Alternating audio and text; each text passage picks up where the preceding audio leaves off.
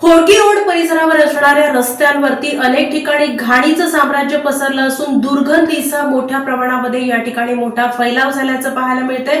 त्यामुळे नागरिकांनी नगरसेवकांच्या आपल्या कामकाजावर नाराजी व्यक्त केली आहे। शहरातील होडगी रोड परिसरात सध्या घाणीचे साम्राज्य पसरल्याचे चित्र दिसून येत आहे। रस्त्याच्या कडेला मोठ्या प्रमाणात माती, चिखल, दगडधोंडे आणि कचरा साचल्याने नागरिकांना ये-जा करताना मोठा त्रास सहन करावा लागत आहे। होडगी रोडवरील काही भागात रस्त्याच्या कडेला खोदकाम अथवा इतर कामांनंतरचा माती, मुरुमाचा ढिगारा तसाच पडून असल्याचे दिसत आहे।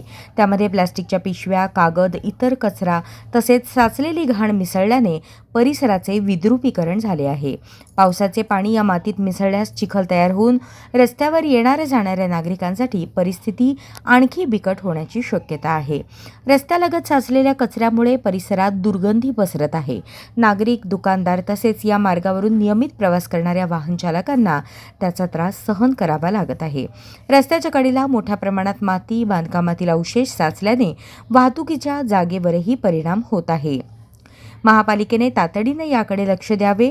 होडगी रोड परिसरातील अस्वच्छता दूर करून रस्त्यालगत साचलेली माती, चिखल, कचरा तातडीने हटवावा अशी मागणी नागरिकांकडून होत आहे।